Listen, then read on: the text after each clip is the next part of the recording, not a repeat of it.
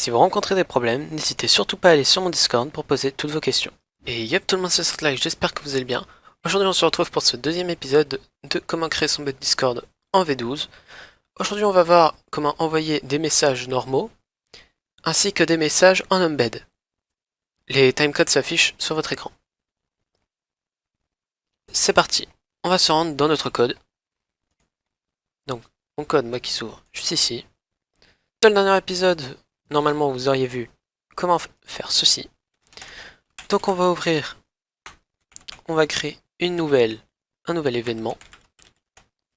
Donc que l'on va créer avec bot.on entre parenthèses guillemets message async message égale et petite flèche Alt Gr4 et on ouvre.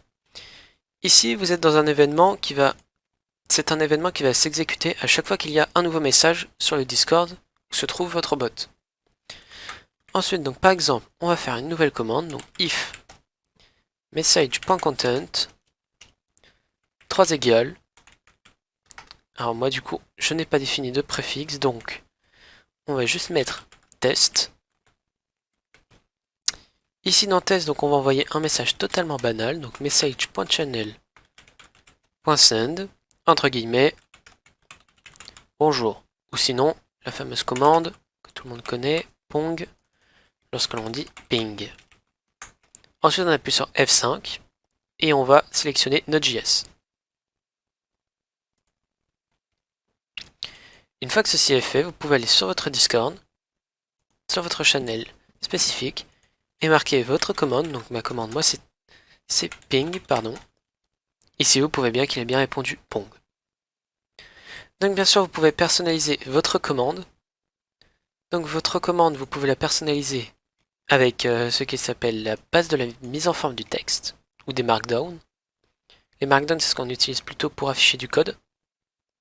Comme ceci, voilà. Donc bien sûr ici tout ça fonctionne exactement comme dans le code. Enfin fonctionne exactement dans le code. Donc si par exemple on met comme ça et comme ça, vous allez voir qu'il va nous répondre ping, enfin pong, en gras et surligné. Voilà. Et donc on se retrouve pour la deuxième partie. La deuxième partie, donc, on va faire pareil, une commande, ou même pas, on va reprendre la première commande. Donc on va créer une nouvelle embed. Ici vous mettez le nom que vous voulez. Donc let embed, moi je les appelle toujours embed. New discord.messageembed. Entre parenthèses. On revient à la ligne et on va faire par exemple .setTitle, ou non carrément on va commencer direct avec des addfields. Les addfields ce sont des, on va dire oui c'est des fonctions de l'embed, et tout simplement ce sont des fonctions à deux lignes obligatoirement. Donc dans la première ligne on va mettre par exemple message détecté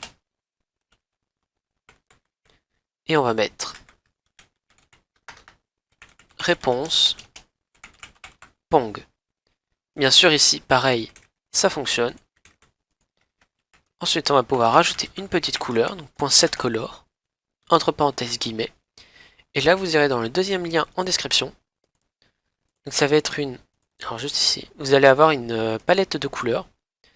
Donc ici par exemple moi je veux mettre mon embed en rouge, je mets mon curseur là-haut, je le mets sur le rouge, et ici vous voyez que ça me donne